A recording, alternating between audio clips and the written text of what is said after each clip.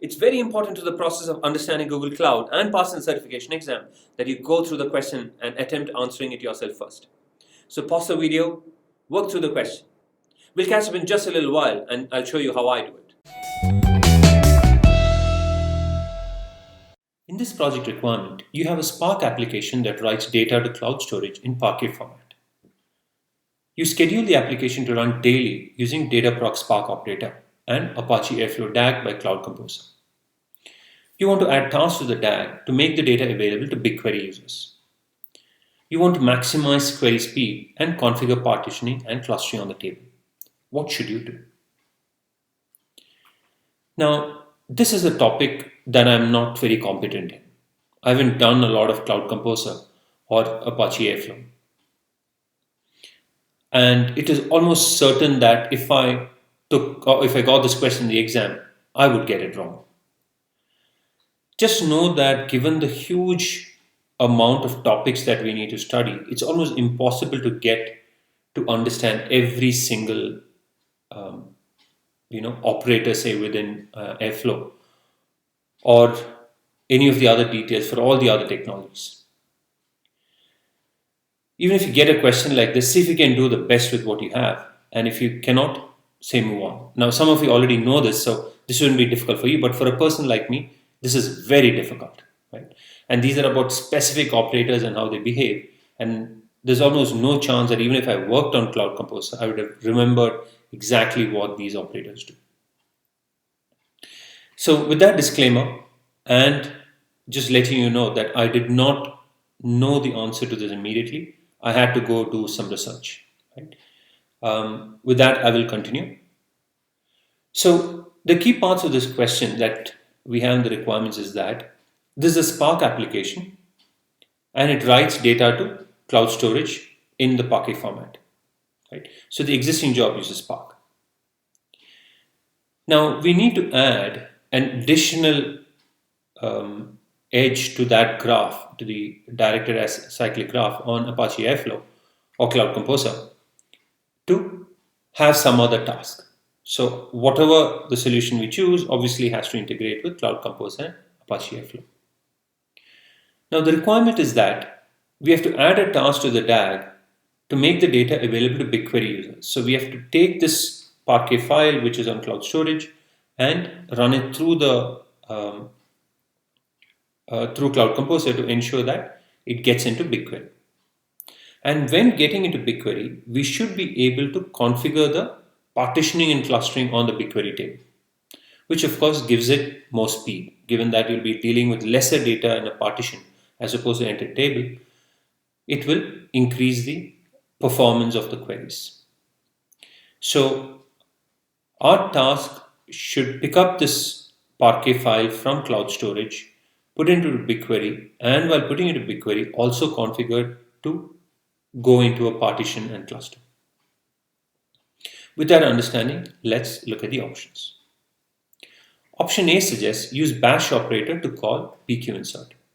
So BQ is the BigQuery tool, command line tool, and we can add that as a command line operator to Cloud Composer or Apache Airflow. Now looking at the documentation, BigQuery insert rows in a table, but it only accepts new line delimited JSON. Right? So each record is going to be one line and it's JSON, but it does not accept the Parquet format. And since our source is going to be Parquet, we won't be able to use option A. Option B suggests that we use the bash operator again to call the BQ command line tool, but now we are calling BQ's copy with the append flag. Looking at the documentation for the BQ copy command, this is used to copy one table to another.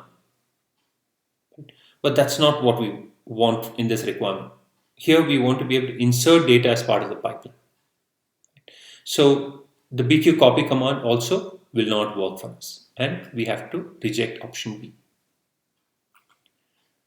Now the remaining two options are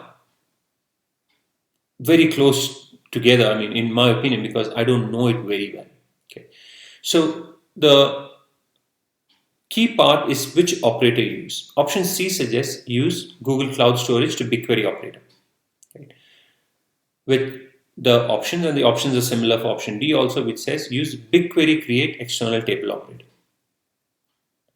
Now, without having by hearted all the operators, I can still make a reasonable guess which of these would be the right one. Right?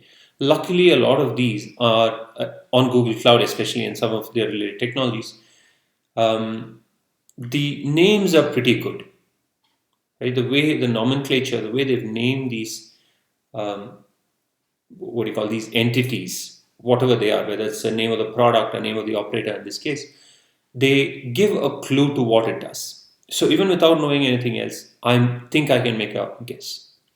Even then, for the sake of understanding, let's look at a little more detail on which of these would be the right one.